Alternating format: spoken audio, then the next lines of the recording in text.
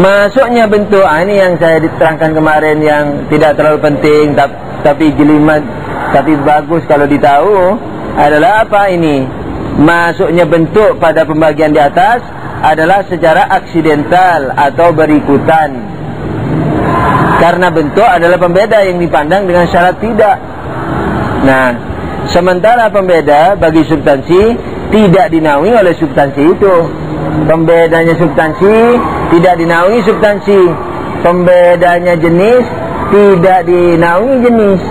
Pembedanya substansi juga tidak dinaungi substansi. Sebagaimana yakni pembeda bagi jenis tidak dijenisi oleh jenis tersebut. Karena apa? Karena akan memerlukan kepada pembeda yang lain hingga tidak terhingga. Hal mana yang demikian ini adalah mustahil sebagaimana maklum.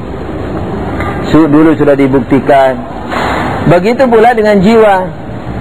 Jadi apa? Bentuk apa tadi?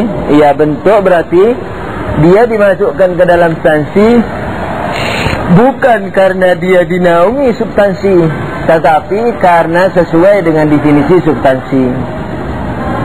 Tapi kalau bentuk, kalau bahan, jiwa, akal, kemudian benda, itu termasuk substansi, jelas dinaungi oleh substansi. Dan sesuai dengan definisi substansi juga, dinaungi juga. Tapi kalau roh enggak deh. Roh sama dengan form. Roh sama dengan form, sama dengan bentuk.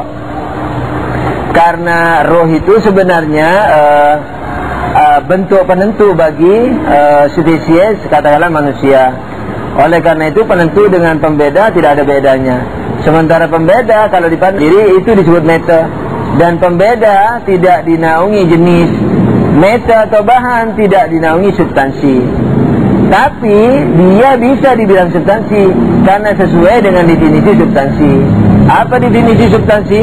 Dikatakan bahwa substansi adalah esensi yang keberadaan eksternalnya tidak perlu kepada substansi yang tidak memerlukannya.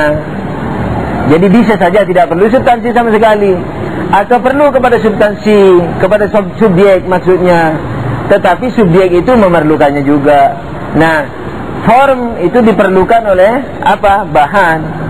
Tidak bisa tidak. Tanpa form tidak bisa bahan teraktualisasi. Kemudian begitu juga dengan jiwa. Jiwa ini diperlukan oleh yang namanya katakanlah manusia, katakanlah benda berkembang, perasa misalnya, benda berkembang, perasa dan seterusnya itu memerlukan kepada katakanlah kejiwaan jiwa daripada manusia, yaitu non materi yang memerlukan materi dalam aktivitasnya. Nah, karena diperlukan jiwa ini, maka jiwa bisa dibilang substansi. Karena bahan form diperlukan oleh bahan, maka dia juga bisa dibilang substansi, sekalipun tidak dinaungi oleh substansi. Karena yang dinaungi oleh substansi itu, yakni yang sesuatu yang tidak memerlukan kepada subjek, yakni yang betul-betul seperti itu, seperti jiwa lagi, seperti akal, seperti benda dan bahan misalnya gitu. Tapi misalnya jiwa dan form itu hanya karena dicakupi oleh definisi substansi. Yakni sebenarnya form dan jiwa itu memerlukan subjek, tapi karena subjeknya itu memerlukan dia, yakni mereka berdua ini dibilang substansi. Begitu. Terus bacanya begitu pula dengan jiwa, dengan alasan yang sama. Yakni jiwa begitu juga, secara berikutan dia termasuk substansi. Bahwa jiwa adalah bentuk bagi substansi golongan yang memilikinya, dan bentuk sebagaimana maklum adalah pembeda yang dipandang dengan syarat tidak. Nah, kan pembeda kalau dilihat secara mandiri, maka dia disebut apa? Bentuk. Kalau jenis dilihat secara mandiri, maka dia disebut bahan. Kalau misalnya binatang, kan jenis bagi manusia. Kalau kita lihat binatang sebagai suatu yang kita bahas secara mandiri, bila kita bilang dia adalah benda berkembang, perasa, bergerak dengan kehendak. Oh begitu ya binatang ya. Kita diskusikan binatang. Itu berarti pandangan kita padanya pandangan apa? Pandangan bahan. Tapi kalau begitu juga rasional. Rasional itu apa sebenarnya? Kita bahas begitu. Misalnya rasional adalah kekuatan jiwa untuk berpikir atau mengambil kesimpulan universal. Oh begitu jiwa itu apa rasional itu. Ketika membahas seperti itu, maka itu disebut form, bentuk. Tapi kalau manusia itu apa sih? Manusia ada kebinatangannya, ada kerasionalannya. Nah, berarti manusia itu binatang dong. Iya. Nah, tapi binatang di sini kan tidak lengkap. Berarti manusia binatang dong. Iya. Tapi binatang masih kurang karena ada rasionalnya. Nah, kalau begitu apa? Itu disebut jenis. Binatang disebut jenis.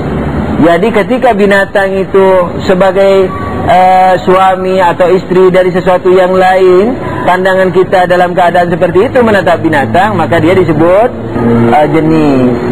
Begitu juga pembedanya rasional. Manusia itu apa sih? Binatang. Terus apa pembedanya dari yang lain? Oh iya, binatang rasional sih. Nah, misalnya contoh, ketika dibilang bahwa rasional itu pelengkap dari binatang yang ada pada manusia, maka rasional disebut apa? Pembeda. Begitu. Jadi kapan melihat rasional dan kapan melihat binatang ini tidak dalam keadaan mandiri, yakni dipandang sebagai setelan, maka satu disebut jenis, yang lain disebut pembeda. Manakala kita melihat mandiri-mandiri, apa bahan dan bentuk. Begitu.